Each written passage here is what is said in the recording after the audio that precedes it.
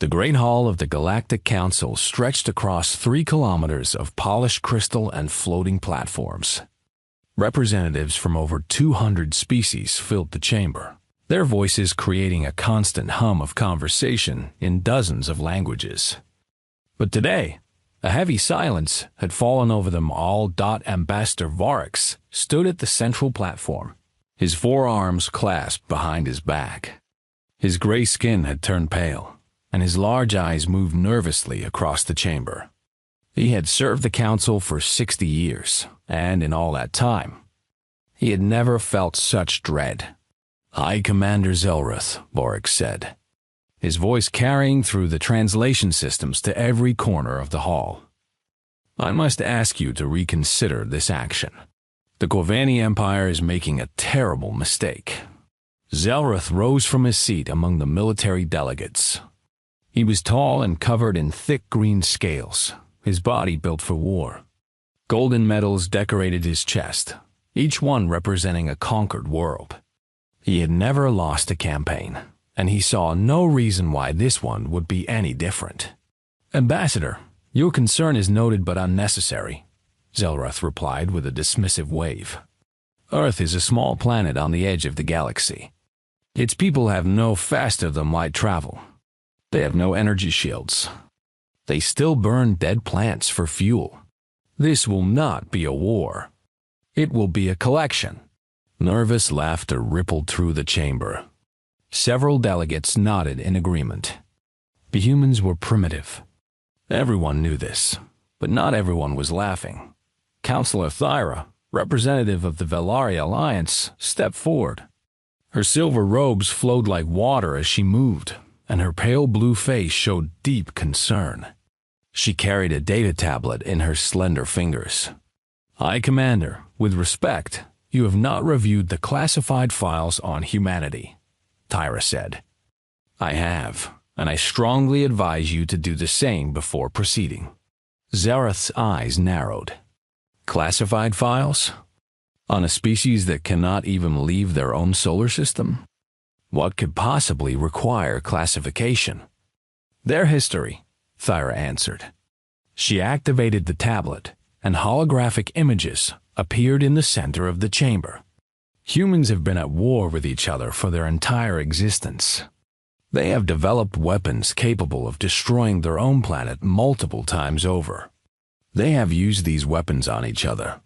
The images show mushroom clouds rising over cities, armies clashing across continents, and ships burning on vast oceans.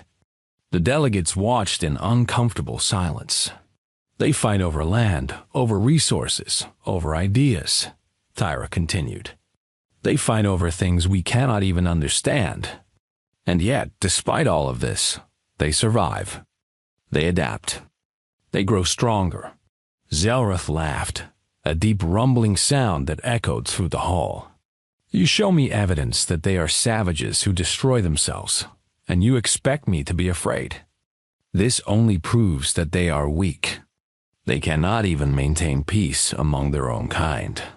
"You misunderstand," Vorax said quietly.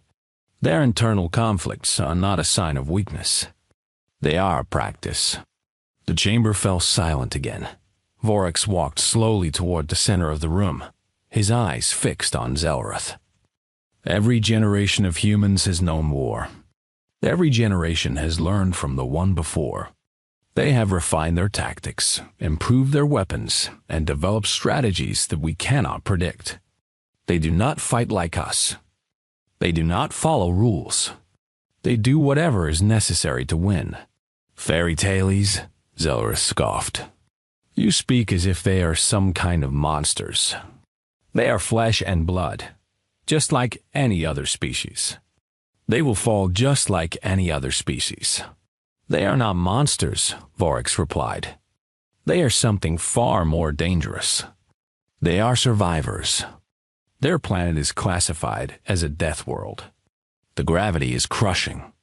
The atmosphere is corrosive. The wildlife is lethal. And yet humans did not merely survive on this planet. They conquered it. They became its apex predator."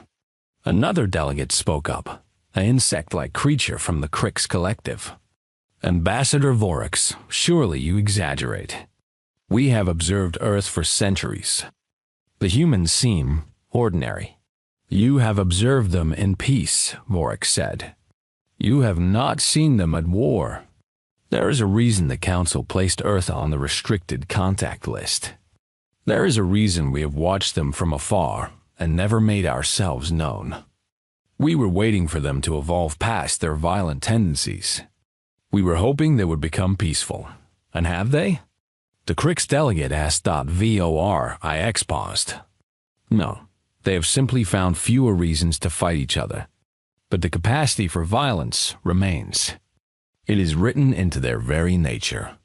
And if you give them a common enemy, he turned to face Zelrith directly.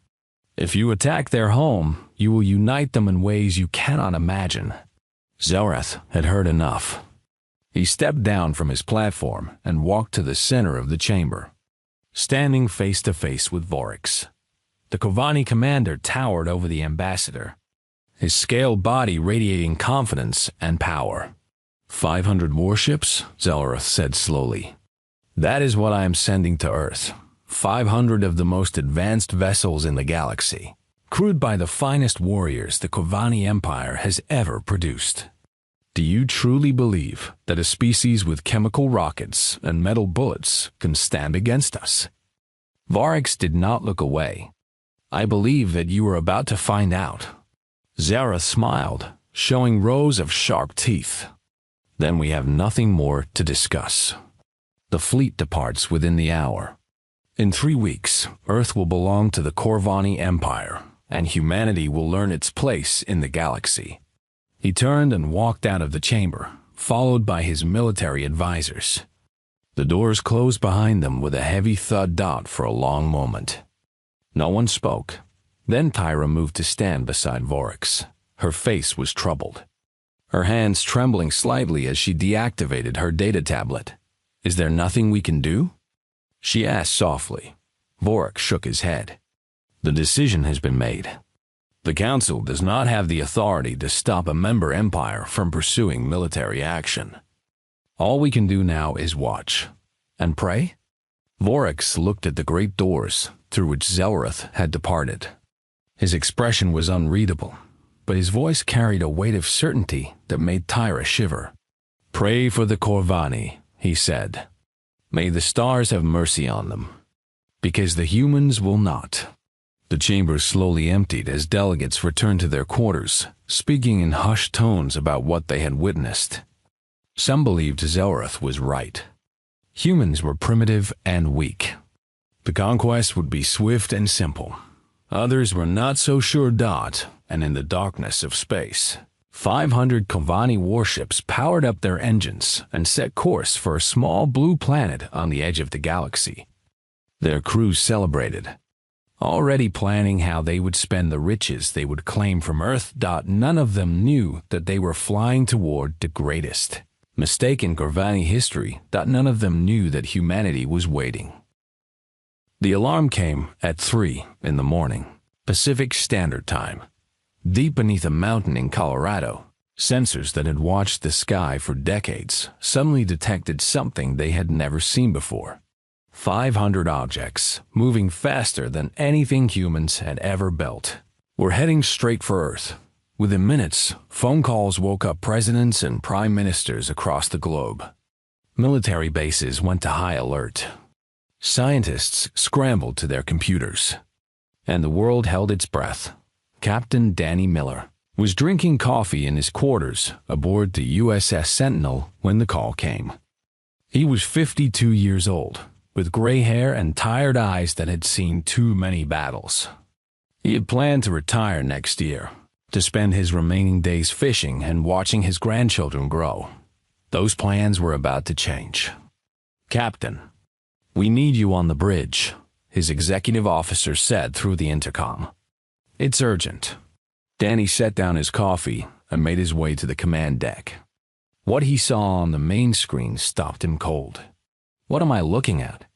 He asked. Maria Santos, his chief tactical officer, turned to face him. She was young, barely 30, but she had a sharp mind and steady hands. Right now, those hands were shaking. "Alien ships, sir," she said. 500 of them. They'll reach Earth orbit in 72 hours. Danny stared at the screen for a long moment. Then he took a deep breath and sat down in his chair. "Well," he said quietly, "I guess retirement will have to wait." 12 hours later, the United Nations held its most important meeting in history. World leaders appeared on screens from every corner of the planet, their faces showing fear, confusion, and determination in equal measure. Lisa Grant stood at the podium in New York.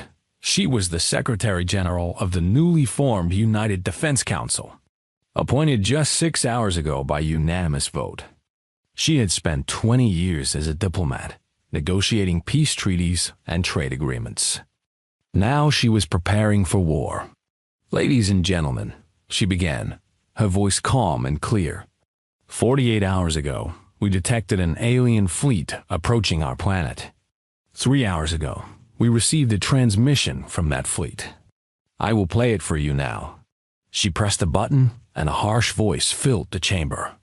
The translation had been done by the world's best linguists, working around the clock. "People of Earth, I am Admiral Kryn of the Kovani Empire. Your planet has been selected for acquisition. You have 2 choices.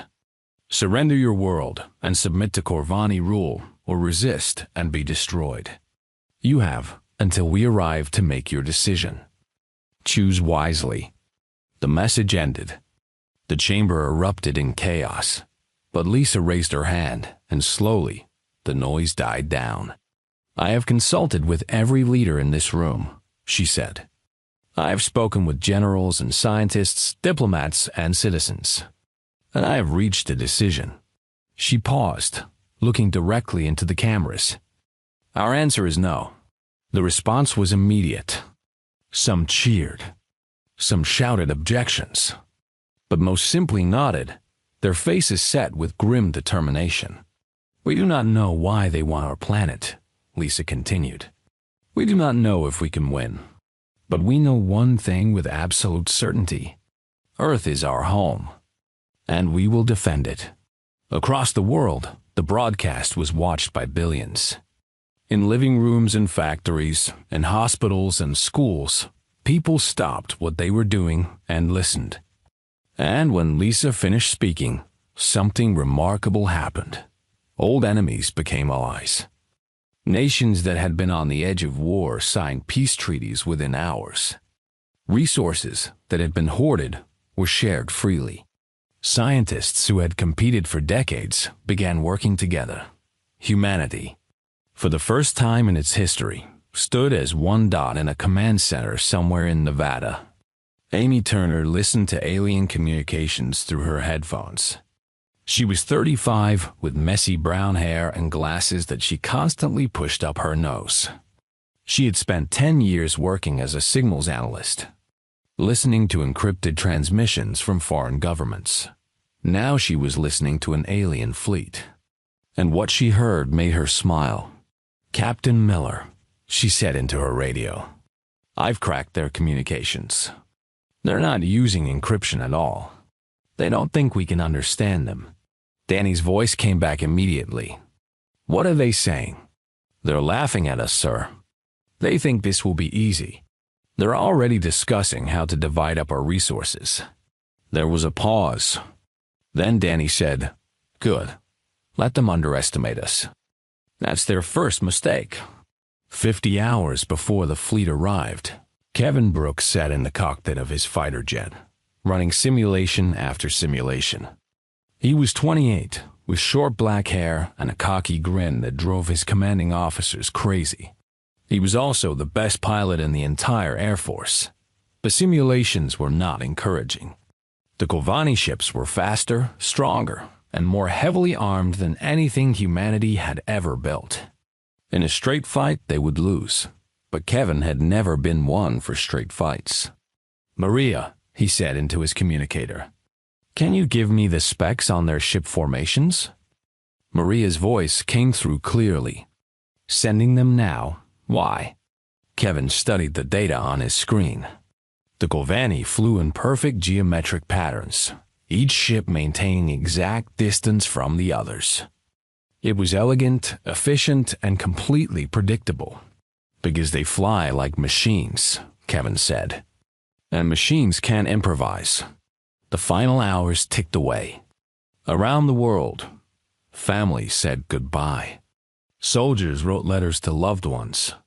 Children were sent to underground shelters. And in space, Danny Miller looked out the window of the USS Sentinel at the blue and green planet below. Beautiful, isn't it? Maria said, standing beside him. Yes, Danny replied. And it's ours. The first Corvani ships dropped out of faster-than-light travel, appearing suddenly in the darkness beyond the moon. More followed until all 500 vessels hung in space like a wall of metal and fire. Admiral Kryn stood on the bridge of his flagship, looking at the tiny planet before him.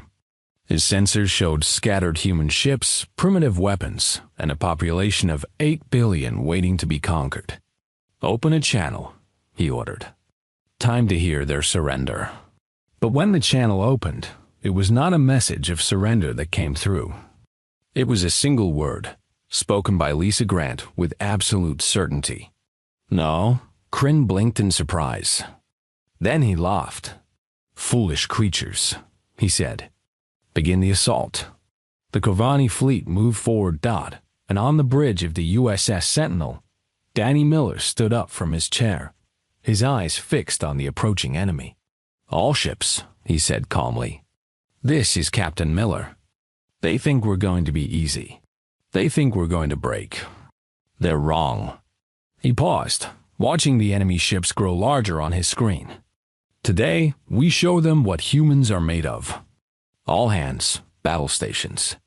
The battle for Earth had begun. The battle entered its second day, and the stars around Earth burned with the light of dying ships. Admiral Kryn stood on the bridge of his flagship, surrounded by screens showing nothing but bad news. 200 of his ships were gone. Another 50 were badly damaged. His crews were exhausted, their confidence shattered by an enemy that refused to break. Admiral, his communications officer said nervously, High Commander Zelrith is requesting an update. Kryn closed his eyes for a moment. Then he straightened his scales and nodded. Put him through. Zelrith's face appeared on the main screen. He was sitting in his comfortable chambers back at the Corvani homeworld, thousands of light years from the blood and fire of battle. Admiral Kryn, I expected to receive news of victory by now. Instead, I hear rumors of difficulties. The humans are more capable than we anticipated, Kryn said carefully. Their tactics are unconventional. Their technology, while primitive, is effective. I am requesting reinforcements to complete the conquest. Zelrith's eyes narrowed. Reinforcements? You have 500 ships, Admiral. The most powerful fleet the Corvani Empire has ever assembled. And you cannot defeat a species with chemical rockets. High Commander, with respect, you are not here. You have not seen what they can do. These creatures do not fight like any enemy we have faced. They take risks that should be suicide, yet somehow survive.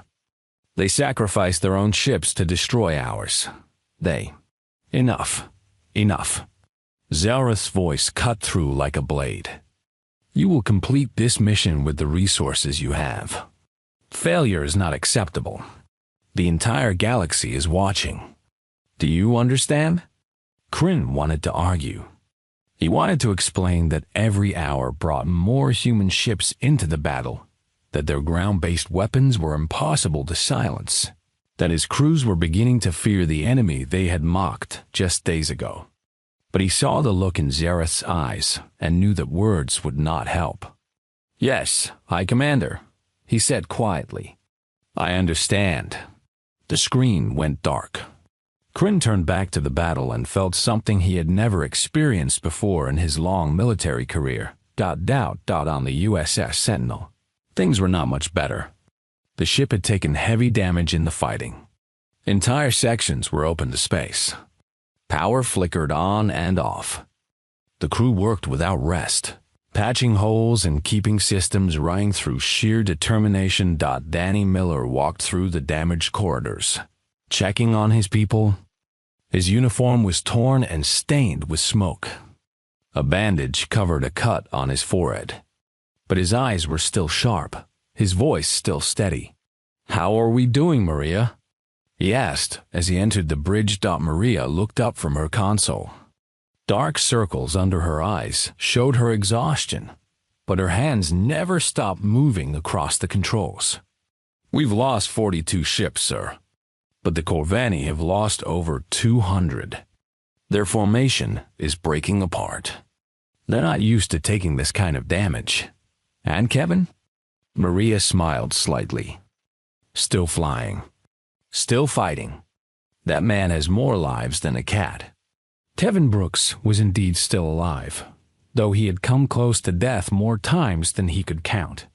His fighter was held together by emergency repairs and sheer stubbornness. Half his squadron was gone, their pilots either dead or rescued after ejecting, but they were still fighting. "Kevin, there's a Corvani carrier moving toward the eastern defense line." Maria's voice came through his radio. "If it gets through, it can launch enough fighters to overwhelm our ground defenses." Kevin checked his weapons. He had 2 missiles left and barely enough fuel to return to base. "I see it," he said. "I'm going in." "Kevin, wait. You don't have the firepower to take down a carrier. I don't need to take it down. I just need to stop it." He pushed his fighter to maximum speed, heading straight for the massive Corvani vessel. Alarms screamed as enemy weapons locked onto him. He ignored them, focused entirely on his target. The carrier's bridge was visible now, a bulge at the front of the ship where the commanders directed operations. Kevin aimed his remaining missiles and fired. The missiles struck true, blasting through the bridge's windows. The carrier shuddered and began to turn, no longer under control. But it was still moving toward Earth, still a threat. Kevin made his decision in less than a second. "Maria, tell my family I love them." He aimed his damaged fighter directly at the carrier's engine section and accelerated. "Kevin, no." The fighter slammed into the carrier at incredible speed. The impact triggered a chain reaction in the engine core. The carrier exploded in a brilliant flash of light that lit up the darkness of space. For a moment, there was silence on all channels. Then a weak voice came through the radio. "This is Brooks. Ejected before impact. Someone want to pick me up? It's pretty cold out here." On Earth, the battle had inspired something remarkable. Factories that had produced cars now produced weapons. Scientists who had studied stars now calculated missile trajectories. Ordinary people volunteered for any job that needed doing. From caring for the wounded to building defenses, Lisa Grant watched the reports coming in from around the world. Humanity had never been so united. Old hatreds were forgotten. National borders meant nothing. There was only Earth and the enemy that threatened it. Secretary General and aide said, "The Galactic Council is requesting a direct communication." Lisa nodded. "Put them through." Ambassador Vorex's face appeared on her screen. He looked tired, but also something else. Impressed, perhaps. Or amazed. "Secretary General Grant," he said, "I must admit, you have exceeded every prediction. The Corvani fleet is in disarray. Their losses are catastrophic.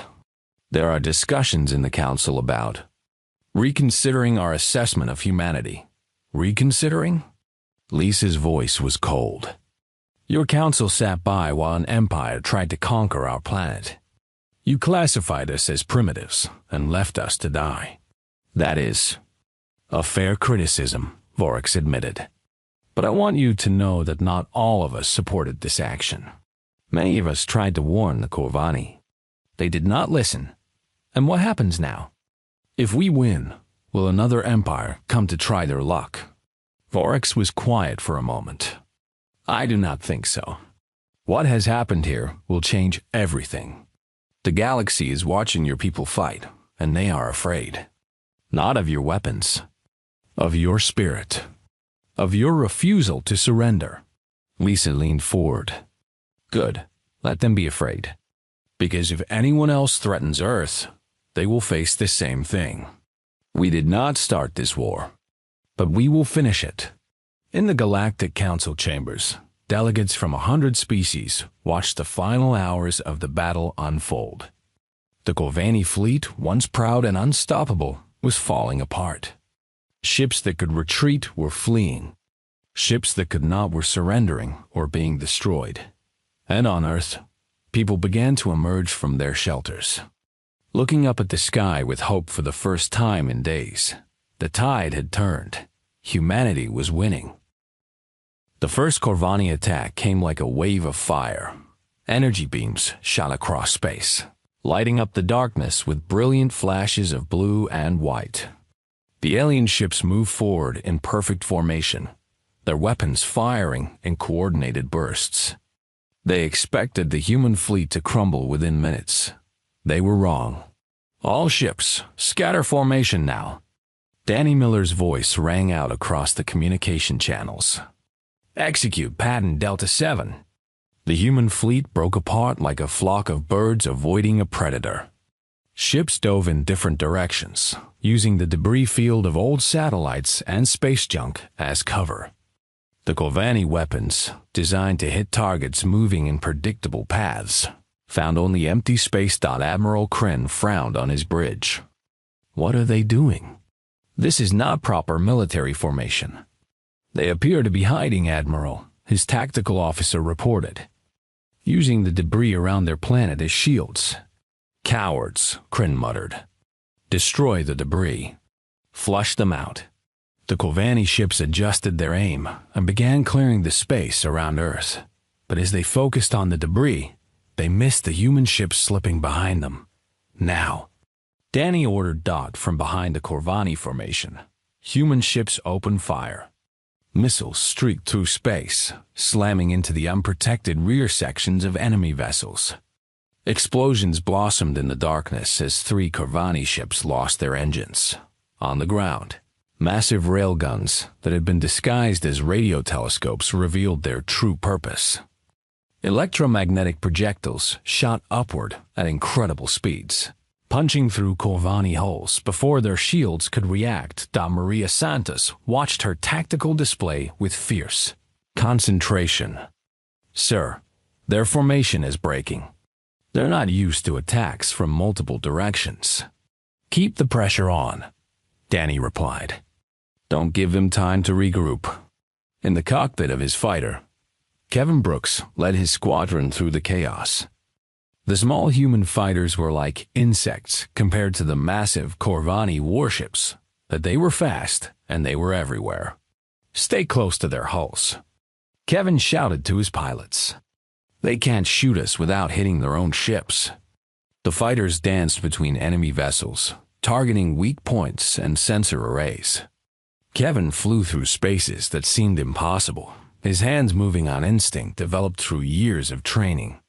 Behind him, explosions marked the death of another Corvani weapons system. These humans fly like madmen. A Corvani pilot reported to Admiral Kryn. They take risks that no rational being would take. Then they will die, Kryn responded. All ships increase firepower. Overwhelm them with numbers. The Corvani pressed forward, using their superior numbers to push through human defenses. Ships fell on both sides, their wreckage adding to the debris field around Earth.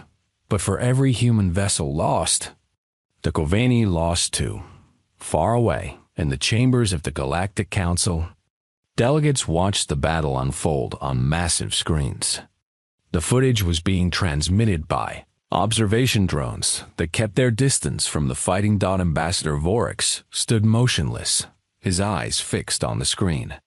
Beside him, Councilor Thera watched with growing amazement. They should have fallen by now, Thyra whispered.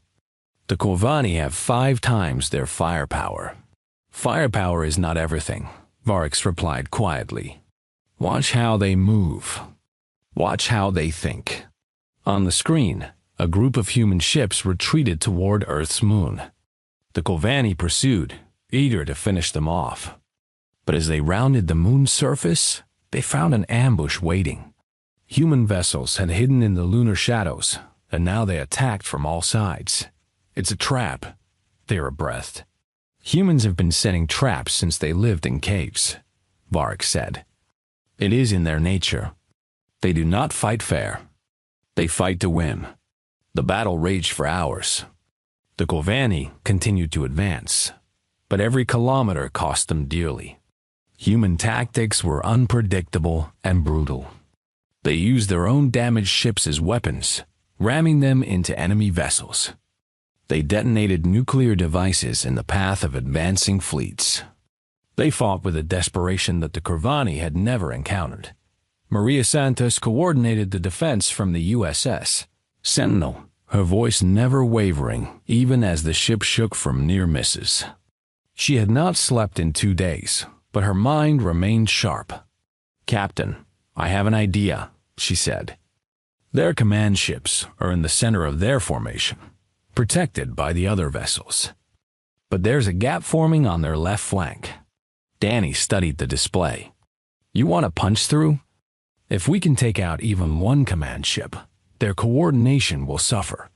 They rely heavily on Central Command for orders. Danny nodded slowly. It's risky. We'll lose ships. We're losing ships anyway, sir. At least this way, we make it count. The order went out. A strike force of humanity's fastest ships gathered, with Kevin Brooks and his squadron leading the way. They formed a spear aimed directly at the gap in the Kovanni formation. All right, everyone, Kevin said to his pilots. This is it. We punch through, we hit hard, and we get out. No heroics. Just precision. The strike force launched forward at maximum speed. Kovanni ships tried to close the gap, but they were too slow. Human vessels sliced through the opening like a knife through flesh. Kevin's fighter was the first to reach the command ship. He released his missiles at point-blank range, hitting the vessel's communication array. Other ships followed, targeting engines and weapon systems. The Kovanni command ship shuddered and began to list. Secondary explosions rippled across its hull. And then, with a brilliant flash of light, it broke apart. On the bridge of his flagship, Admiral Kryn watched one of his command ships die. His scales had turned pale, and for the first time, doubt crept into his eyes. Admiral, his tactical officer said, voice shaking, we have lost 112 ships. The humans have lost 37. Kryn could not believe what he was hearing. That's not possible. They're primitives. They should have been destroyed in the first hour. Their tactics are unlike anything in our records. They do not follow standard military doctrine. They improvise. They adapt. The officer paused. They refused to surrender. Back at the Galactic Council, the delegates watched in stunned silence. Several species had already begun requesting copies of the battle footage for their own military academies. Ambassador Vorix finally allowed himself a small smile. Do you see now? He said to Thyra. Do you understand why we classified them? Thyra nodded slowly. They're not just fighting for survival. They're enjoying this. No, Vorix corrected. They hate this. Every human who dies in that battle leaves behind a family, friends, a life that will never be completed. But hatred of war does not make them weak. It makes them want to end it quickly. And humans end wars by winning them. The battle continued, but the outcome was no longer certain. The Kovanni had expected to conquer Earth in hours. Instead, they have found themselves in the fight of their lives, and humanity was just getting started. The last Kovanni ships retreated on the third day. Of the 500 warships that had come to conquer Earth, only 97 remained. They limped away into the darkness of space, their engines damaged, their crews broken, their pride shattered beyond repair. Admiral Kryn stood alone on his bridge, watching Earth grow smaller on his screen. He had not spoken in hours. There was nothing left to say. The greatest military force the Corvani Empire had ever assembled had been defeated by a species that could barely reach its own moon. He knew what awaited him at home: disgrace, trial, perhaps execution. Zelrath would need someone to blame for this catastrophe, and Kryn was the obvious choice. But as he watched the blue planet disappear into the distance, he felt something unexpected. Not anger, not shame. Relief. He was glad it was over. He was glad to be leaving. 1 month later, the galaxy had changed forever. The Galactic Council met in emergency session to discuss what had happened at Earth. Representatives who had laughed at warnings about humanity now sat in uncomfortable silence. The footage of the battle had spread across every world, every station, every ship in the known galaxy. High Commander Zelrath was not among them. As many of you know, Councilor Thyra announced to the chamber, High Commander Zelrath has been removed from his position by the Corvani Senate. He is currently facing trial for his role in this disaster. The Corvani Empire has formally surrendered to Earth and agreed to pay reparations for the damage caused. A murmur ran through the delegates. An empire surrendering to a single planet was unprecedented. Ambassador Vorax stepped forward to the central platform. He moved slowly, his forearms folded behind his back, his expression thoughtful. My fellow delegates, he began, we have made a terrible mistake. For centuries, we classified humanity as a primitive species to be avoided. We believed that their violence and aggression made them dangerous and unpredictable. We were right about that. But we drew the wrong conclusion. He pressed a button, and images appeared in the air around him. Not images of war, but of Earth. Cities filled with art and music. Children playing in parks. Scientists working together in laboratories. Families sharing meals and laughter. Humans are not monsters, Vorax continued. They are not mindless killers.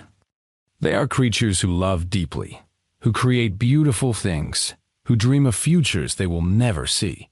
Their capacity for violence exists because they have so much worth protecting. He turned to face the delegates directly. The Corvani attacked Earth because they saw resources to be taken. They did not understand that to humans, Earth is not just a planet. It is home. And humans will do anything to protect their home. The chamber was silent. Then a voice spoke up. What do you propose, Ambassador? Vorax smiled slightly. I propose that we invite humanity to join the Galactic Council. Not as observers. Not as a protected species. As full members with all the rights and responsibilities that entails. The reaction was immediate and mixed. Some delegates nodded in agreement. Others shouted objections. The Corvani representatives sat in stunned silence. They are too dangerous. One delegate called out. You saw what they did to the Corvani fleet. What happens if they turn that violence against us? They will not, Vorax replied calmly. Unless we give them reason to. Humans do not seek conquest. They seek peace. But they will fight to protect that peace with everything they have. On Earth, the celebration lasted for days. People danced in the streets of every city. Strangers embraced like old friends. The names of fallen heroes were spoken with reverence and love. Danny Miller and Kevin Brooks were honored as the greatest defenders in human history. But even in the midst of celebration, humanity did not forget what they had learned. They were not alone in the universe.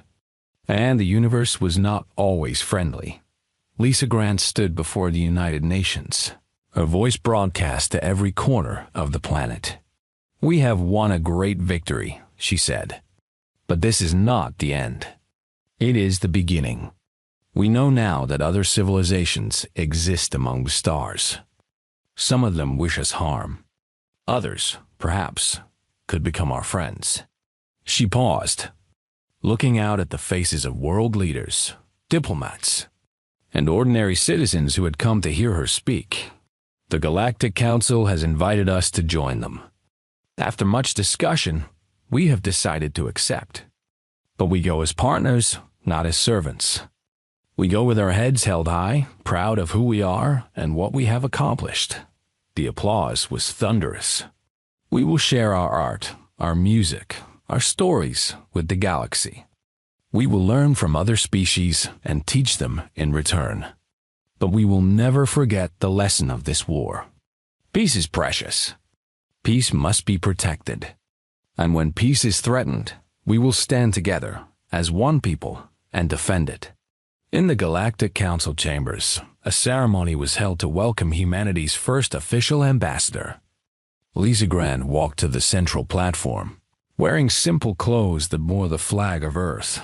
She looked small among the alien delegates, but her presence filled the room. On behalf of the people of Earth, she said, I thank you for this invitation. We come to you not as conquerors, but as neighbors. We hope to learn from you, to grow with you, and to help build a galaxy where all species can live in peace. She smiled. But let me be clear about one thing. If anyone threatens Earth or its people, they will face the same fate as the Corvani. We did not start that war, but we finished it. And we will finish any war that anyone brings to our door. The chamber was silent. Then, slowly, Ambassador Vorix began to clap. Others joined him until the sound of applause echoed through the great hall. Later that day, Councilor Thera found Vorix standing by a window, looking out at the stars. You were right about them, she said. All those years ago, when you first argued for the restricted classification, you knew what they were capable of. Vorix nodded slowly.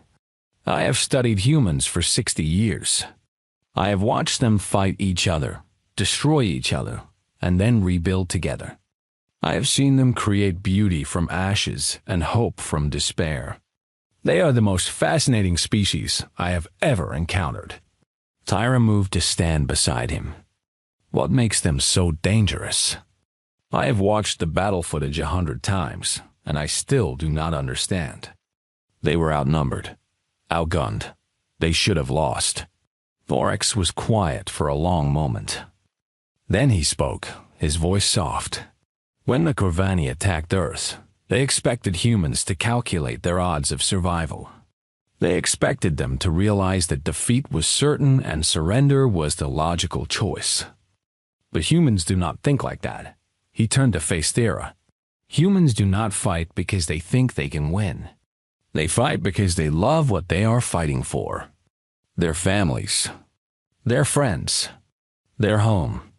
That love makes them do impossible things. It makes them brave beyond reason.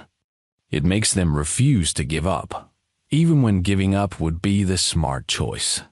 Tyra considered this. So love is their weapon. Love is their strength, Vorix corrected. War is what happens when someone threatens what they love. And that is why they are so dangerous.